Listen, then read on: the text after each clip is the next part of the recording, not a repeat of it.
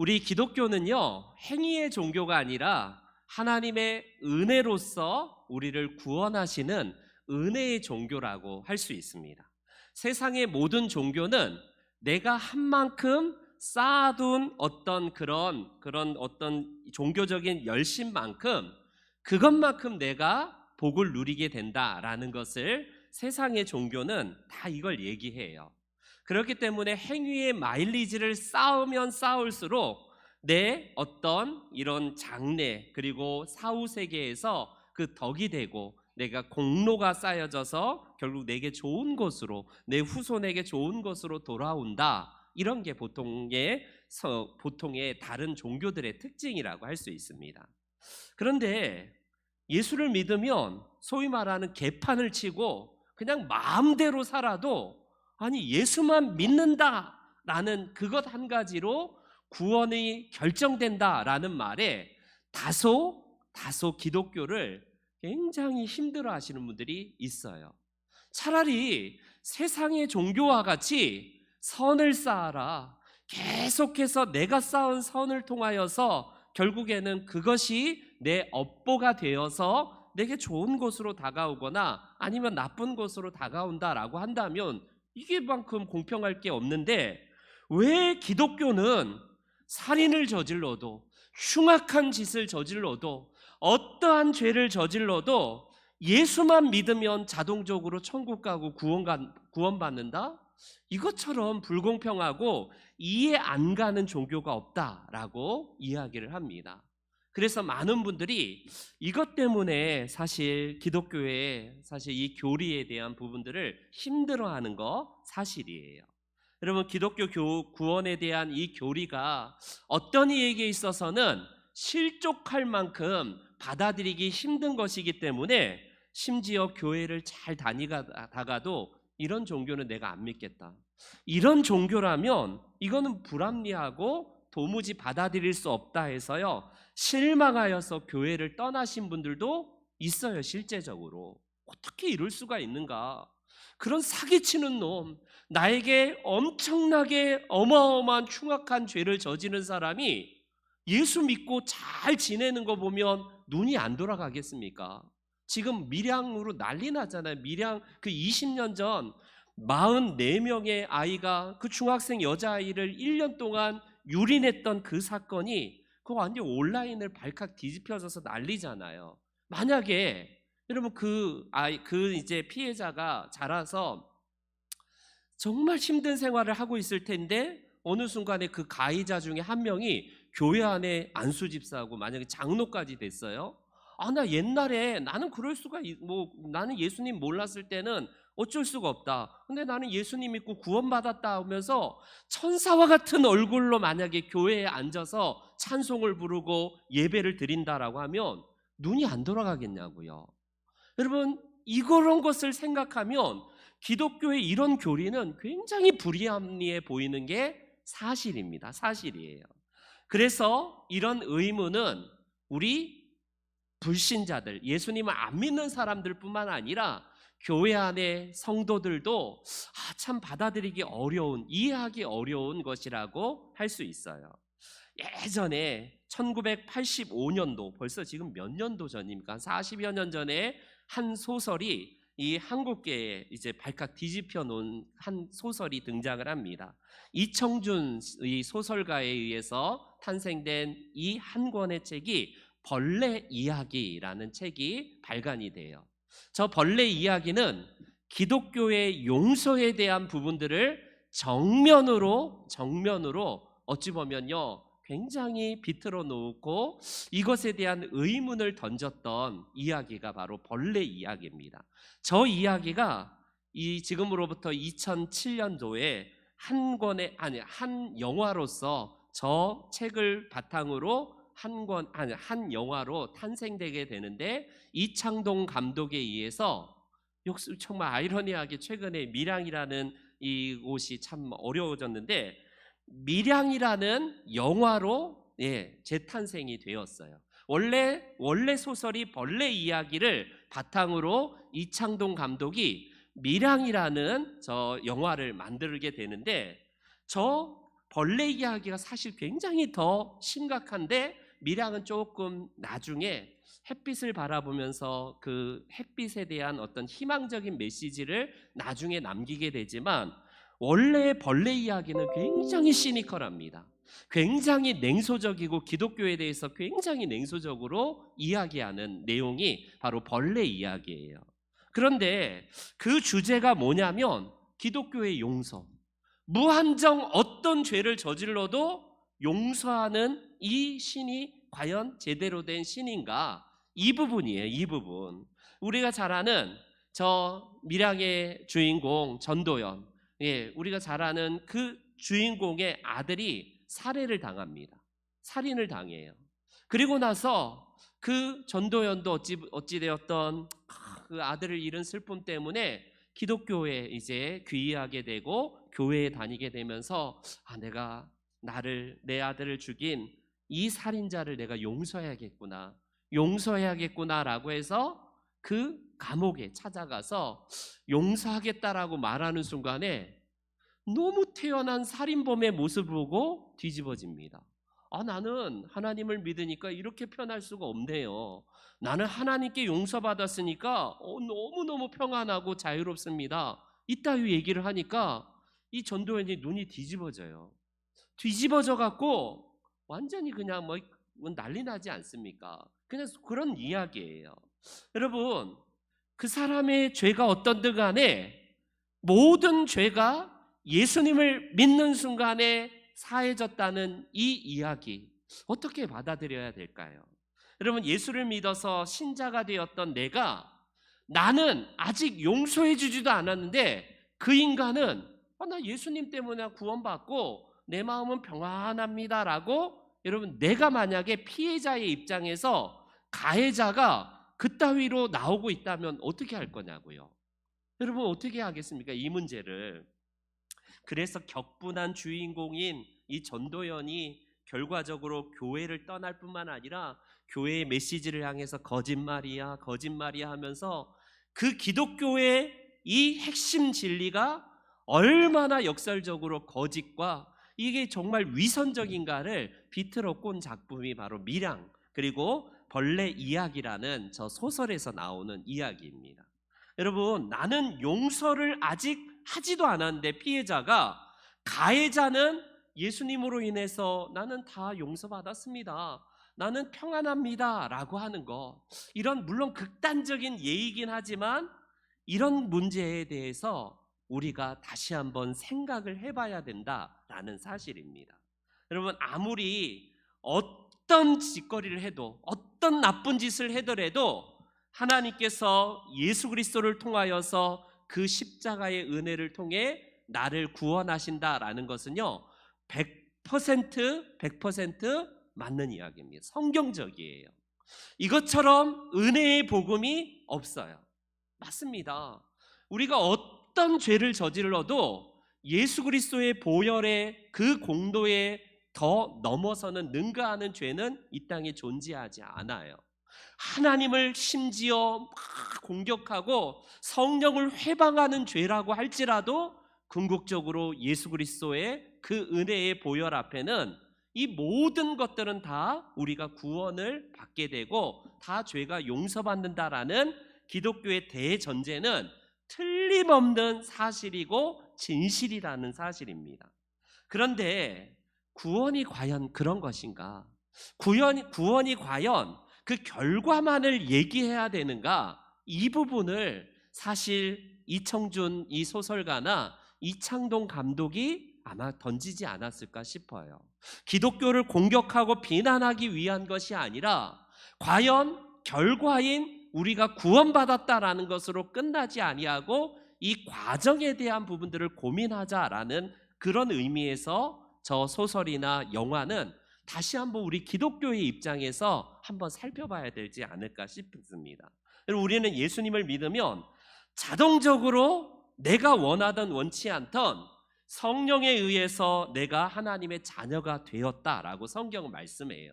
이는 혈통으로나 육정으로나 우리의 의지나 우리의 어떤 것이 아니라 하나님께로부터 난 자다. made in heaven이에요. 하나님께서 우리들에게 자동적으로 성령의 은혜를 통하여서 하나님의 자녀가 되게 하신 겁니다. 예수님 당시에 양자의 개념은 오늘날하고 완전히 달라요. 오늘날에도 그래도 많이 양자의 개념이 좋아지긴 했지만 아직까지도 이방에 대한 선입견이 있지 않습니까? 심지어 이방에서도 막 파양하기도 하고 학대했던, 얼마 전에 몇 년 전에 막 누구 아이 있잖아요. 굉장히 그냥 학대에 대해서 결국 죽은 아이들도 있고 막 이거 있잖아요. 그런 모습이 있는데 여러분, 우리는 이 당시에 예수님 당시뿐만 아니라 초대 교회 안에 입양을 하면서 내가 양자로 들어왔다면 친자와 동일한 권리와 동일한 의무가 주어졌어요. 차등이 없습니다. 차별이 없어요. 보통 그 당시에. 그래서 2000년 전에 우리를 입양했다는 개념을 2000년 전 사람들은요, 자녀가 되었다라는 사실이 뭔지가 바로 입력이 되었습니다. 그렇기 때문에 여러분들이 하나님의 은혜로 입양이 된 상태고 하나님의 은혜로 이제 자녀가 되었다면 우리 하나님의 입장에서는 우리가 어떤 죄를 저질러도 하등의 이유 없이 자녀로 받아들여요. 그가 여러분 어떤 죄를 저질렀고 이전에 어떤 삶을 살았는지 그것과는 상관없이 이제 하나님께서 그 당시 2000년 전에 어떤 사람이 아들로 입양을 하면요, 무슨 이유 되었든지 이 사람은 아들의 자격을 얻게 됩니다. 그런 입장에서 우리가 한번 볼게요. 여러분, 만약에 제 자녀가 정말 지탄받는 죄를 저지르고 정말 흉악한 죄를 저질러서 집으로 도망 나왔어요. 그러면 아버지인 제 입장에서는 어떻게 할까요? 이 나쁜 놈, 이 살인자야, 너 집 나가, 이러겠습니까? 아버지 입장에서는 우리의 자녀가 어떤 끔찍한 죄를 저질러도 그를 보호하고 아버지로서 받아주는 게 이게 보편적일 거예요. 보편적인 겁니다. 그런 면에서 기독교는 용서의 종교이고 긍휼의 종교라는 사실에는 이의가 없어요. 이견이 없습니다. 그런데 그가 만약에 친구 집에 가거나 친구 다른 집에 갔다면 당연히 이 살인자나 흉악범들을요 어떻게 했어요? 숨기거나 보호해주지 않을 겁니다. 아버지인 저는 자식이기 때문에 그가 어떠한 죄를 저질러도요 받아주는 것이 이게 보편적인 아버지의 모습이고 부모의 모습일 거예요. 비슷한 이치가 우리 기독교에도 동일하게 적용되지 않겠습니까? 하나님은 우리가 어떤 흉악한 죄를 저질렀든지 간에 예수를 믿어서 하나님의 자녀가 되었다면요, 그 부모의 마음처럼 우리를 그대로 받아주시고 용서하시는 것, 이게 우리 하나님의 마음입니다. 그렇기 때문에 예수님을 믿어서 십자가의 은혜로 구원받았다는 것은요, 내 입장에서가 아니라 하나님 아버지의 입장에서는 무한정의 용서와 무한정의 긍휼하심으로 말미암아 받아주시는 거예요. 이거는 기독교의 변하지 않는 핵심 진리입니다. 진리예요. 그런데 여러분, 만약에 그 아버지가 밀양 사건을 한번 다시 볼게요.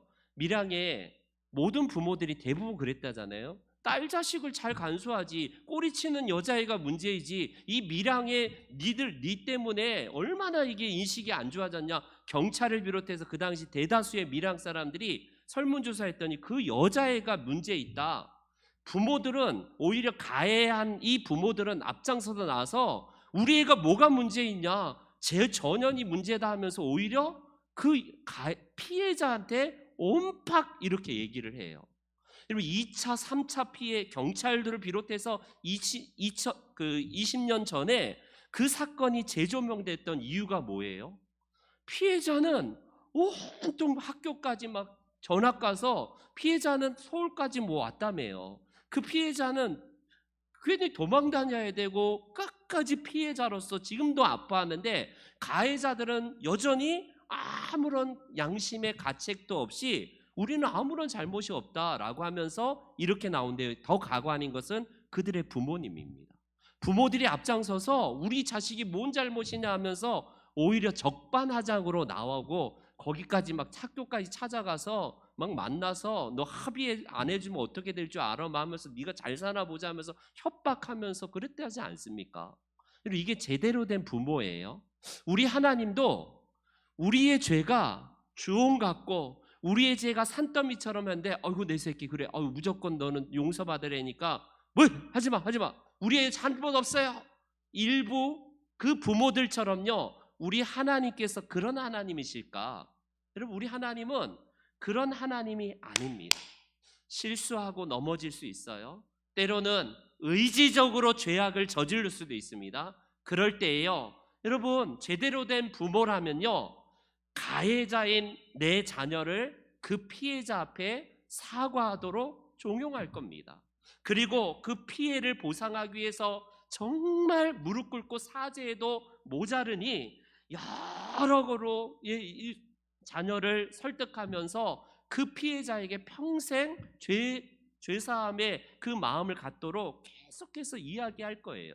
이게 부모의 제대로 된 모습 아닙니까? 하나님은 착각하면 안 되는 게 기독교라는 이름으로 교회 안에 들어오는 순간 모든 죄는 사해지고 상대방에 대한 어떤 부채도 다 사라지는가? 그러지 않아요. 그러지 않습니다. 기독교를 여기까지만 알아요. 결과까지. 우리 하나님이 무한정 용서하셔서 천국의 은혜를 베푸시고 구원을 주신다는 것은 교회에서 얼마나 많이 들었습니까? 그러지 않아요? 하나님을 믿으면 여러분 언제나 무슨 죄든지 다 용서받아요. 그러니 교회 안에만 들어오면 옛날에 신분 세탁하기 위해서 교회 안에 들어온다니까요. 그냥 그 죄책감도 덜하고 죄에 대해 죄를 상쇄시켜버리는 방법으로 교회 안에만 들어오면 된다라는 잘못된 이 지금 싸구려 복음이 결과적으로 이런 엄청난 잘못된 것들을 교인들에게 심어줬다라는 사실입니다. 여러분 삭개오를 보세요. 삭개오가 예수님을 만나고 나서 나 예수님 만나기 전이니까 어쩔 수 없었어. 너도 아브라함의 자녀가 되었다라고 이제 구원을 하나님께서 예수님께서 지금 삭개오에게 인정을 해주십니다. 나는 삭개오 옛날에 어쩔 수가 없었어. 오비발 내밀고 적바장으로 나온 게 아니라 자기의 죄가 결국에는 이웃에 대한 보상과 사과로 연결이 된다는 사실을 성경은 말씀합니다. 기독교는 여기까지 가야 되는 거예요.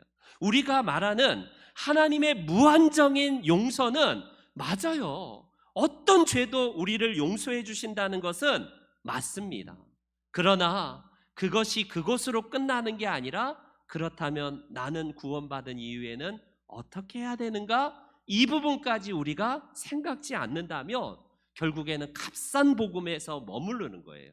그냥 신분 세탁할 수 있는 아주 좋은 그냥 기독교는 그냥 도구가 됩니다. 도구가 돼버려요. 그래서 얼마든지 교회 안에 목사 신분으로 옛날에 그 흉악한 것들을 바꾸어서 목사가 되기도 하고 장로가 되기도 하고 교회 안에 들어와서 그 옛날 것들은 다 안 해도 된다라고 착각하는 겁니다. 착각하는 거예요. 결과적으로 피해자에게 용서와 사죄와 끊임없이 그렇게 다가가지 않는다면요 결국에는 우리는 구원이 과연 구원받은 것인가를 우리가 제대로 생각하지 못하는 부분이다라고 할 수 있습니다.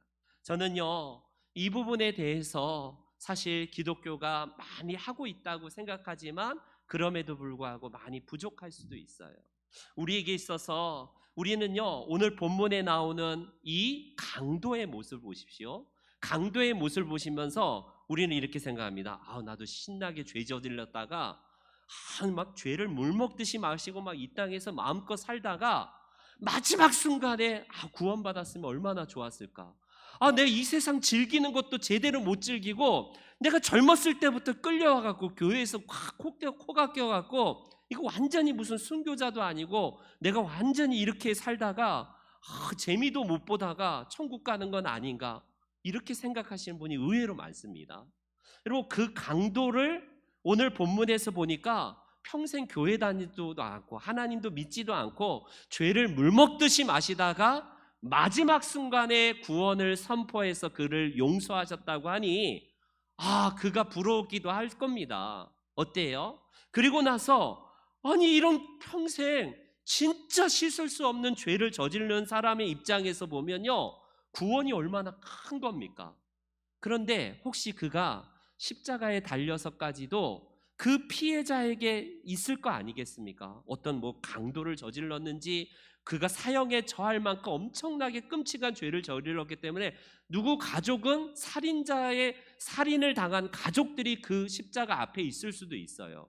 그분들의 입장에서는요, 결국에는 저가 구원받고 하나님 나라에 들어간다는 게 굉장히 힘들 것지도 모르겠습니다.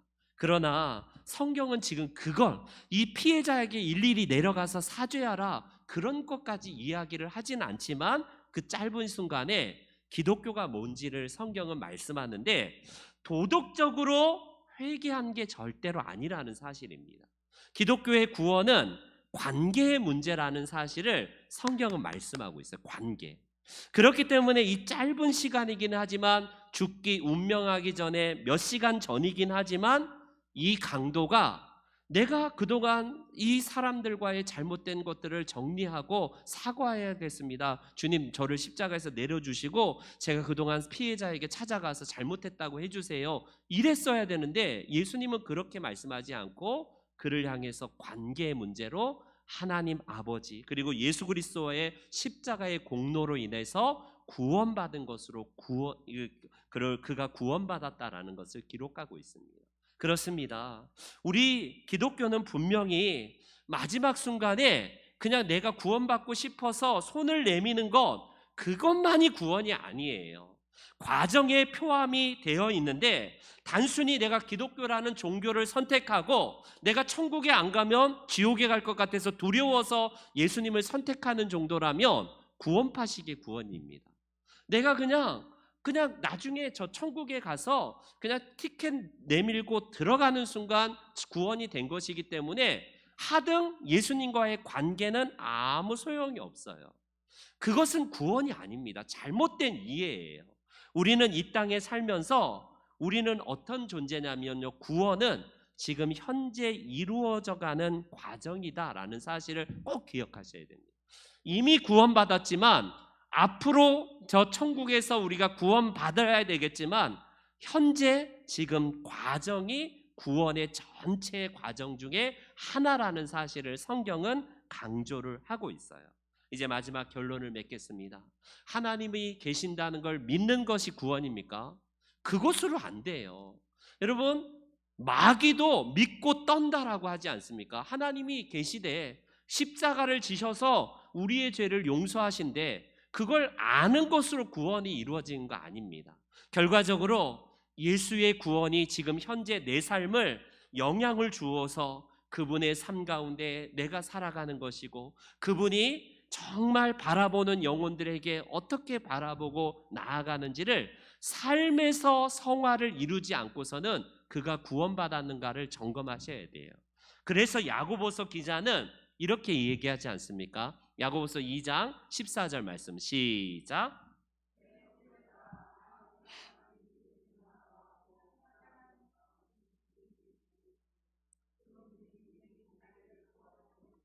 여러분, 행위를 통해서 구원받는다는 얘기가 아닙니다. 야고보서 기자가 이야기하는 것은 믿음이 있어요. 나 천국 갈 사람이야. 나는 뭐든지 하나님이 다 용서해 주셨어. 말은 그렇게 하는데 삶에서 전혀 행위의 열매가 없는 사람이 저렇게 말한다는 것은 구원이 아니라는 거예요. 결과적으로 고린도후서도 같은 맥락에서 이렇게 얘기합니다. 고린도후서 마지막 컷을 한번 볼게요. 고린도전서 아니요, 마지막 너희가 믿음 안에 그거 없나요? 없어요? 제가 읽어드리겠습니다. 너희는 믿음 안에 있는가 너희 자신을 시험하고 너희 자신을 확증하라, 이렇게 말합니다. 구원은 전적인 하나님의 은혜이지만 내가 점검해야 될 또 하나의 필수 요소라고 말을 하고 있어요. 그렇기 때문에 우리 성도님들, 구원은 이루어가는 과정이고 내가 하나님의 전적인 은혜로 내 모든 죄가 다 사해졌지만, 그렇다고 해서 피해자에게 그냥 퉁치면서 나는 괜찮습니다라고 하는 것은 참된 우리 기독교가 아니라고 할 수 있습니다. 바라기는 지금 밀양 사건이 이창동 감독이 그걸 염두에 두고 가해자가 용서하지 피해자는 아직 받을 마음도 안 됐는데 그냥 가해자의 저런 논리 때문에 그것을 영화로 만들었는지는 모르겠어요. 3년 뒤에 2004년도에 그 밀양 집단 성폭행 사건이 있은 다음에 이창동 감독이 2007년에 밀양이라는 저 영화를 만들었기 때문에 그것과 연계해서 만들었는지는 모르겠습니다.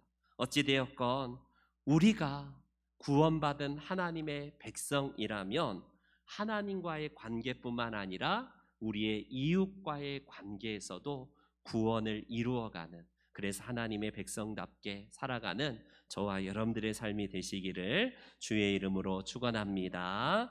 아멘. 이 시간 찬송 같이 드리겠습니다.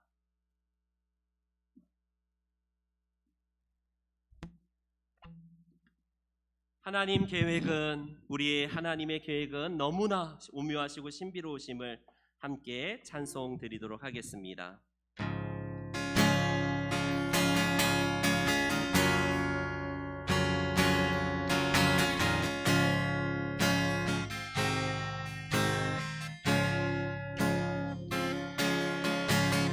하나님 계획은 오묘하셔서 우리가 측량할 수 없으며 하나님의 뜻은